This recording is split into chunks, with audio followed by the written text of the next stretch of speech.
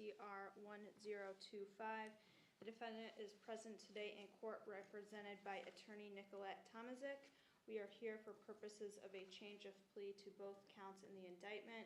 Count 1, illegal conveyance or possession of a deadly weapon or dangerous ordinance in a school safety zone, a felony of the 5th degree with a forfeiture specification, as well as count 2, aggravated menacing, a misdemeanor of the 1st degree. At the time of sentencing, the state will recommend community control, local jail time, and no contact with Stephen Hertrick. That recommendation is contingent on the defendant not violating the conditions of his bond, not committing any new offenses, maintaining contact with his attorney, appearing at all court hearings and pre-sentence report interviews. Thank you. Thank you. Excuse me. Hang on 1 second. Okay, Ms. Tomazik, does that sound accurate? That is correct, Your Honor. And Mr. Smith, were you able to hear what the prosecutor just had to say regarding what she believes your plans are here at this time? Yes. She indicated to this court that she believes that your desire to withdraw your previously entered plea of not guilty and enter a plea of guilty to the 2 counts in this indictment. I'll go over those with you here in a moment to make sure you understand them. If you have any questions, I'll answer them for you. But you'd be pleading guilty to those charges. We would then defer sentencing to a later day so that we can get some reports completed. Come back on a future day for sentencing where there's no agreement between the parties regarding any recommendations for sentencing. Each side is free to recommend to the court whatever sentence they think is the right thing to do. Is that your understanding of the discussions that took place between your lawyer and the prosecutor, and most importantly, what you want to do here at this time? Yes. Well, before I can accept your plea, I need to make sure you understand everything we're doing here. I need to make sure you understand what it is you're charged with and pleading guilty to, the rights you have that you give up by pleading guilty, as well as all the possible penalties you face. So for me to determine all those issues, I will ask you a series of questions. If at any point when I'm asking you these questions, if you're unsure or unclear of anything I'm asking you, if you need anything repeated or clarified, if you'd like a moment to speak with your lawyer so you can ask her questions, or even if you want to ask me questions, make sure you let me know that because I need to make sure you understand everything going on, all right? Okay. All right. Let's get started then. How old are you, sir? I'm 20. Are you able to read and write the English language? Yes. Do you have any difficulty with that or difficulty understanding what you read in the English language? No. Are you a U.S. citizen? Yes. Now, before you came into court here this morning, have you any drugs or alcohol of any kind? No. What about within the last 48 hours? No. Not even prescribed medication, nothing? No. Now, you would have received a copy of the indictment in this case. You got it somewhere, it looks like in the middle of October of last year. You remember getting that? That's the document that explains what the charges are? Yes. At some point, you had a chance to look that over? Yes. Now, in that indictment, you are charged with 2 counts, and you're pleading guilty to both of those counts. In count 1, what's alleged here, and what you'll be admitting to is on or about May 17th, 2023, in the city of Eastlake, Lake County, Ohio, that you didn't knowingly convey or attempt to convey a deadly weapon or dangerous ordinance into a school safety zone, that being a knife. That conduct constitutes the offense of illegal conveyance or possession of a deadly weapon or dangerous ordinance in a school safety zone. It's a felony of the 5th degree. Do you understand what you're charged with and pleading guilty to in regards to count 1? Yes. Any questions about it? No. Now, the charge also carries with it what we call a forfeiture specification, which alleges during the commission of the offense you had in your possession a knife which was used or possessed by you as an instrumentality.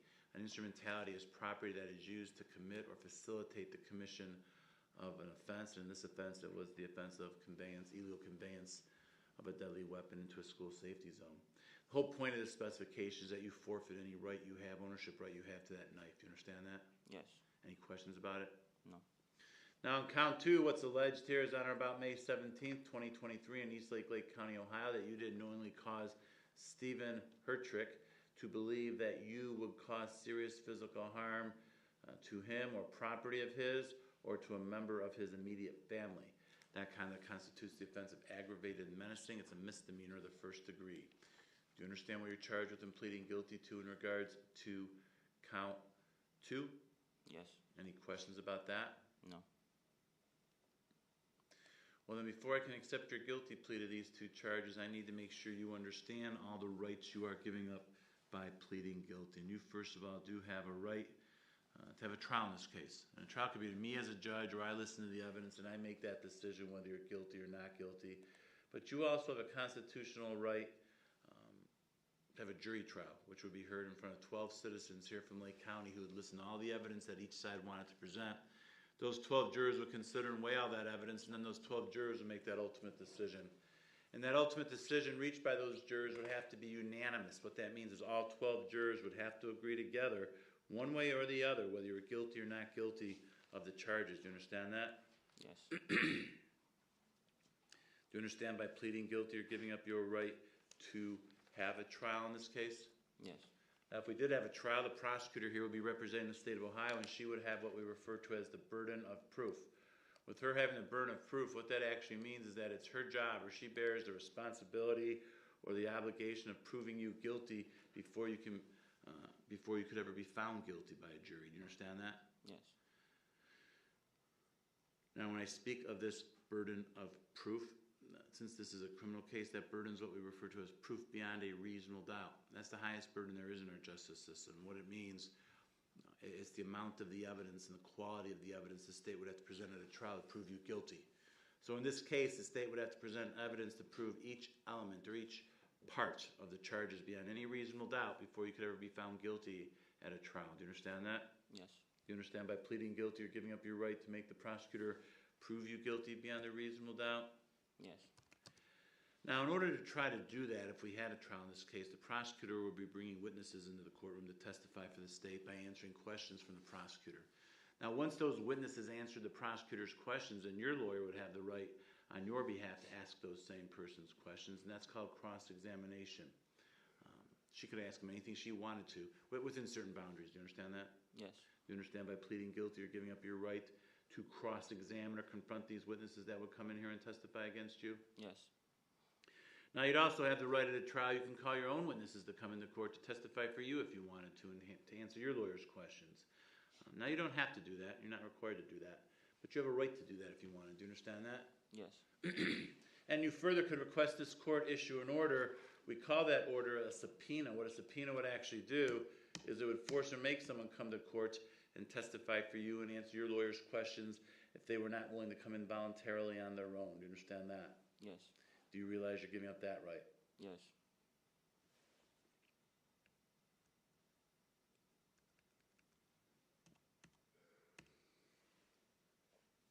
Now, you also have the right at a trial. You could choose to testify on your own behalf if you wanted to, but you do have a constitutional right not to testify if you don't want to. That is a decision or a choice that you would have to make. Do you understand that? Yes. And since that's your choice, what that really means then is that nobody else could force you or make you. Nobody could compel you to testify against yourself at a trial if you didn't want to. I can't make you testify. But more importantly, the prosecutor here, she's not allowed to call you as a witness and make you get up on the stand and testify and answer questions. Your own lawyer can't make you testify if you didn't want to. Do you understand that? Yes. Further understand that if we did go to trial and you were found guilty of either of these charges, you would have the right to appeal or challenge that guilty finding to a higher court, a court that sits above me and reviews my decisions. By pleading guilty here today, you are giving up or waiving any right you have to appeal a guilty finding that I will enter if I accept your plea, as well as any other issues that you could have raised or brought to my attention up to this time. You understand that? Yes.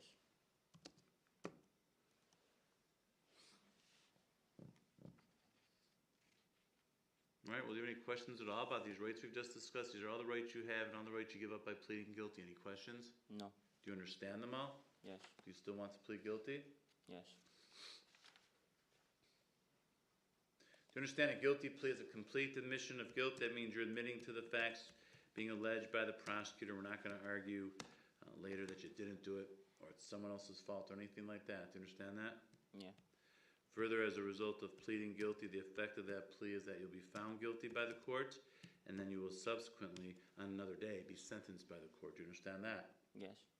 Now, as far as potential penalties or sentences go, you're pleading guilty in count one. That's the illegal conveyance charge.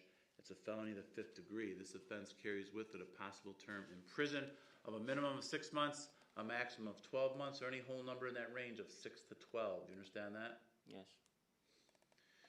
Now, count 2 is the menacing charge, aggravated menacing. It's a misdemeanor of the first degree. This offense is punishable by a possible term of local incarceration in the county jail of up to 180 days. You understand that? Yes.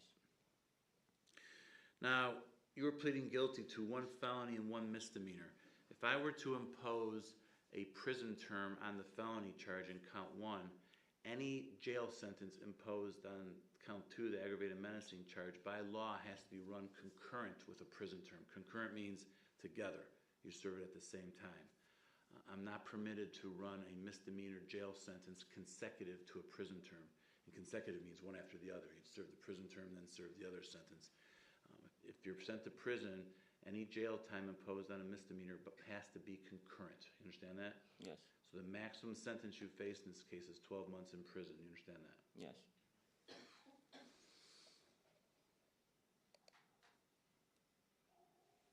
Now, are you currently on probation or post-release control or any type of supervision to any courts or agencies? No. Do you have any other criminal charges pending against you anywhere right now? No. If a prison sentence were imposed on count 1, upon your release from prison, you could be placed on what we do call post-release control. We sometimes refer to that as parole. It's a period of supervision you would be on after you served and completed whatever the prison sentence was. And in this case, it's not mandatory, but it could be up to 2 years. It's up to the parole authority to decide that. Do you understand that? Yes. And if you are put on post-release control at any point, never violate any of the conditions of your post-release control, the parole authority could send you back to prison as punishment for violating their rules for another 9 months for each violation you commit, up to an overall maximum of 50% or half of whatever the prison term was imposed by the court. Do you understand that? Yes.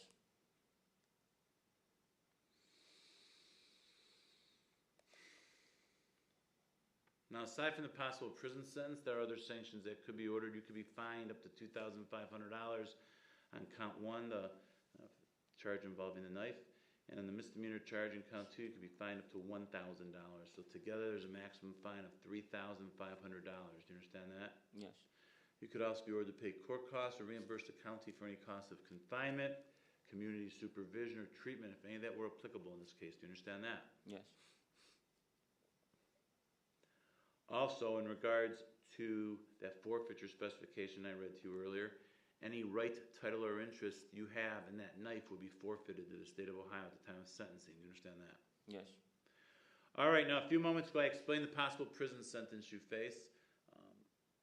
I used the word possible in doing so because prison is not mandatory or required in this case. You are eligible for probation, or what we call community control sanctions. Do you understand that? Yes.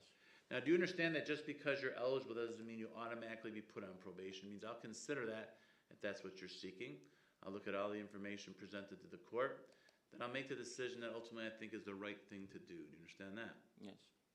Now, if you are put on community control, it can be for up to 5 years of supervision. As the judge, I do have the discretion to order a wide variety of rules and conditions for you to follow. One of the conditions could be an order that you serve a term in the Lake County Jail of up to 6 months as a condition of probation. You understand that? Yes.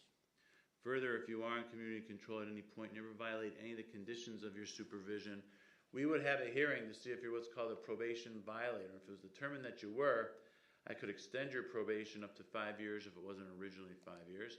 I could impose more restrictive sanctions against you, or I could terminate your probation and send you to prison. And if I did it at that point, again, it could be 6 to 12 months on count 1. Do you understand that? Yes.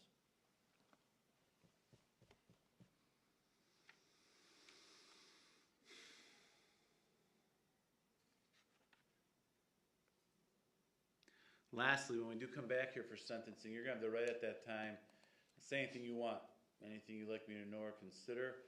Your lawyer could speak on your behalf. She's allowed to recommend the sentence to the court. The prosecutor here is also allowed to recommend the sentence to the court. Do you understand that? Yes.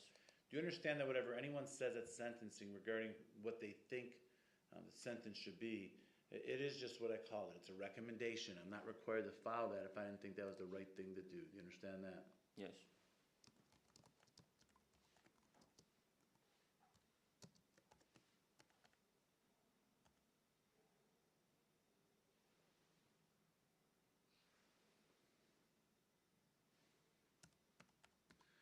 All right, well, do you have any questions at all about these potential penalties that you're facing and what can happen at the time of sentencing? No. You understand all the possible consequences? Yes. Do you still want to plead guilty? Yes. Have you had enough time to go over this case with your lawyer, have her review the reports with you, discuss the issues, and answer whatever questions you may have? Yes.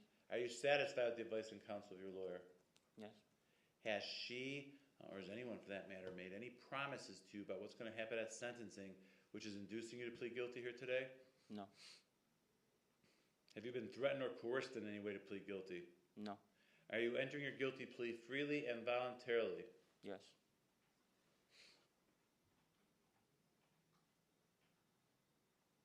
All right, then any questions for me at this point regarding anything we've just talked about, what you're pleading guilty to, the rights you're giving up, penalties you face, any questions at all? No. Do you need any more time to speak with your lawyer before we go forward with your actual plea? No. All right, then at this point what's going to happen is the prosecutor here is going to explain for me what she believes the evidence would show if we had a trial. I want you to listen to what she has to say, because then I'm going to have some follow-up questions for you, all right? Okay. All right. Ms. Wood.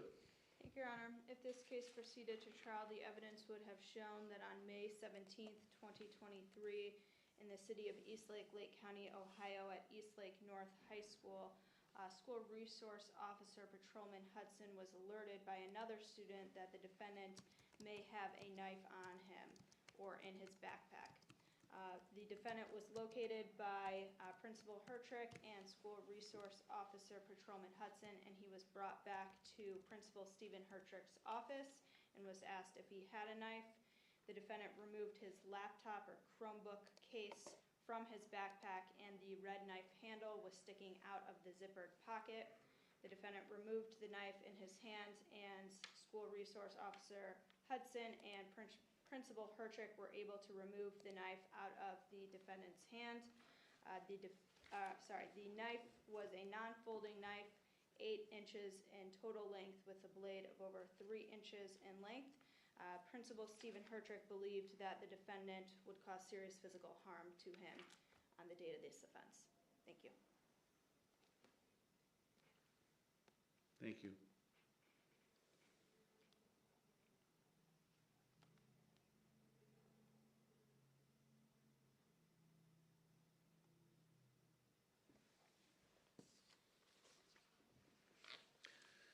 So, Mr. Smith, were you able to hear what the prosecutor had to say regarding what she believes the evidence would show in this case if we had a trial? Yes. What, if anything, do you have to say about those facts as she presented them? Are they true? Did you do as she said? Yes. Very well, then, regarding count 1, charging with illegal conveyance or possession of a deadly weapon in a school safety zone, what is your plea to that with the forfeiture specification? Guilty. Sorry? Guilty. Regarding count 2, charging with aggravated menacing, a misdemeanor in the first degree, what is your plea to that? Guilty. All right, I have in my possession at this time a 4-page document called a written plea of guilty and judgment entry, which explains everything I've just explained to you. Before I can accept your plea, I need to make sure you understand what's in this document and that you sign it here in open court. Now, my understanding is that before I came out here, you had a chance to go over this with your lawyer. Is that correct? Yes. Ms. Tomasic, is that accurate? Did you read this over with Mr. Smith and review it with him, answer his questions? That is correct, Your Honor. Did he indicate an understanding of it to you when you did that? Yes, he had a full understanding, Your Honor. Is that correct, Mr. Smith? Yes. Do you have any questions for me about what this document says? No. Now, it also appears on the top of the last page that you signed the document. Did you, in fact, sign it? Yes. Ms. Tomasic, you witnessed that? Yes, Your Honor. And Ms. Wood, you as well? Yes. All right, at this time, then, the court will accept the defendant's oral and written plea of guilty. Let the record reflect the defendant was here in open court with his lawyer, advised of all his constitutional rights, and made a knowing, intelligent, and voluntary waiver of those rights. The court also finds the defendant understands the nature of the charges, the effect of the guilty pleas, as well as the maximum penalties that can be imposed. Finding all this to be knowing, intelligent, and voluntary, the court will accept the defendant's plea, find the defendant guilty of count 1, illegal conveyance or possession of a deadly weapon in a school safety zone, felony of the 5th degree in violation of 2923.122A, along with the forfeiture specification, as well as count 2, aggravated menacing, a misdemeanor of the 1st degree in violation of 2903.21 of the revised code. I will defer sentencing, order pre-sentence report investigation, victim impact statement. Any other reports you're requesting? Any issues with drugs or alcohol that need to be explored? No, Your Honor. And bond. So what happened here? He had failed to appear in municipal court and was gone for like over a year. That's why this is happened in 23, it looks like.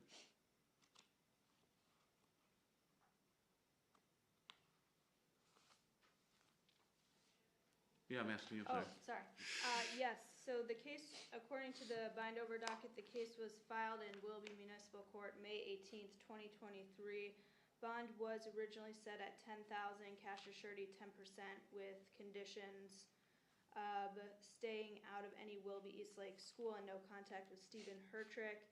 Bond was posted May 18th on 2023. May 30th, 2023, the defendant failed to appear for court and bond was forfeited. A bench warrant was issued June of 2023, and then I believe the defendant was arrested August 16th, 2024.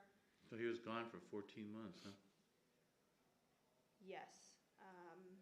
And then on August 20th, 2024, the Willoughby Municipal Court set another bond at $25,000 cash surety, noting that the original bond remains forfeited with the conditions of the defendant shall not obtain, purchase, or possess a deadly weapon. So is that all about Mr. Smith being gone for 14 months?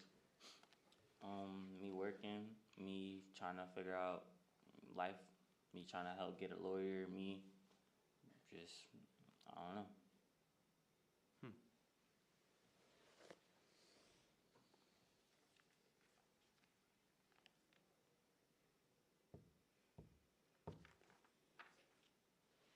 I'll continue bond for now. Same conditions, no contact with the Eastlake Willoughby schools, no contact with Stephen Hertrick, no possession of any firearms or deadly weapons. So what this means is regards to bonds that you have, your bond's being continued, there's nothing more you need to do about that except to comply with the conditions of your bond. One of those conditions that you do not use any drugs while you're on bond. You'll have to submit urine screens if requested. They have to be negative. A positive screen results in your bond being revoked and a warrant being issued. You understand that? Yes. Other conditions of your bond is they have to come to court when you're required to. You need to report to the probation department when you're supposed to for the pre-sentence phase here. This report that I just ordered is a report that the probation department puts together for my benefit to give me information about you so I could learn more about you before sentencing. The way they get the information is they're going to conduct an interview with you. It's important that when you meet with them, that first of all you show up on time, that you're open and honest with them, because they're going to check and verify everything you tell them. And if they learn you're misleading them in any way, they're going to let me know that, and I'll consider that at sentencing. You understand that? Yes. Further, in order for me to consider probation as an option, even with a joint recommendation, that pre-sentence report has to be completed.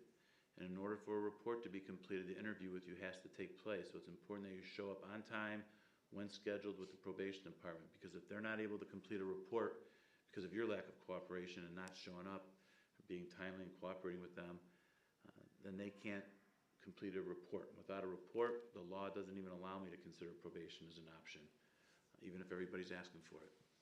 And I'm not going to continue the sentencing to a later day to get the report done because it wasn't done initially because you didn't cooperate. You understand that? Yeah. So you're going to leave here right now. You're going to go to the probation department right now after you leave here. Fill out some initial paperwork and get your dates to come back. Get your date to come back there. So make sure you go there right when you leave here today. You understand that? Yes. All right. Anything else for the record, Ms. Wood? No, Your Honor, thank you.